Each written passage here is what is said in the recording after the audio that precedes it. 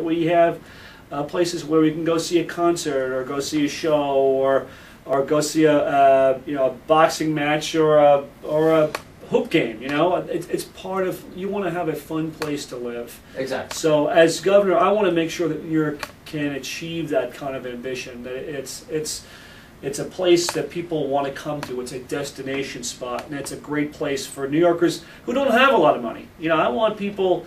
I don't care if it's a bike path or whether it's asphalt where you can play some hoops or play some handball, whatever the case is. I want to have a place that people can enjoy.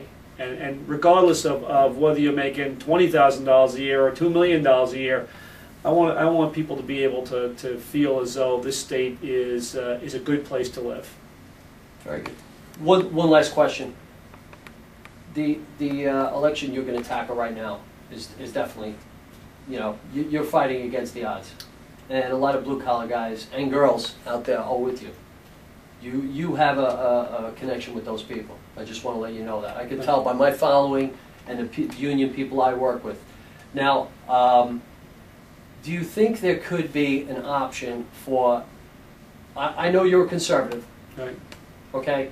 I don't know how you feel about unions, but the union rank and file right now have swung conservative, like in numbers you would not believe.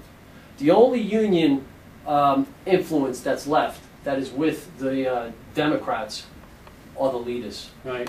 Right. The rank and file right now are predominantly going conservative. Right. Because these are guys that work hard for their money, right, and they want to keep it. Right. Is there some kind of solution? Is there something, some kind of option where a conservative Republican and a union worker could somehow find some kind of vehicle or some kind of mechanism where you both could kind of work together? Yeah, absolutely. I mean, I'm going to be talking directly to the working man and working women through people like you and directly with them. I want to really connect with people. I want them to know they're the heart and soul of this state. They're the people that go out and defend us on our streets. That if there are firefighters, they're the people that we send them off to war. They're the first ones to go, right? That's it.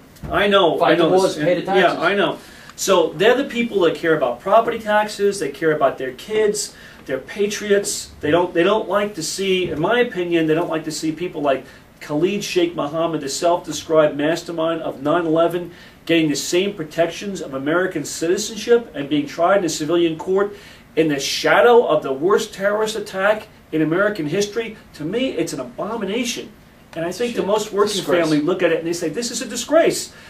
Terrorists are the enemy. They come here. They don't go to Idaho or Indiana.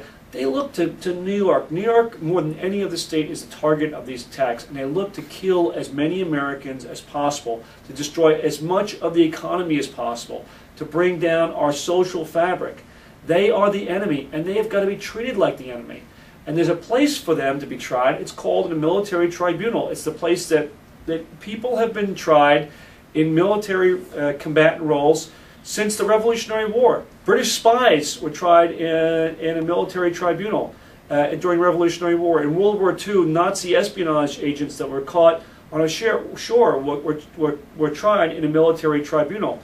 To have these terrorists come here to spew their hate, to recruit more converts, to kill mass amounts of Americans, to me is, again, appalling. So I think, the working people, they're patriotic. They care about their kids. They care about public safety. They want fairness. They want a meritocracy. They want an educational system that works so that their kids can build the skills to do better than they did.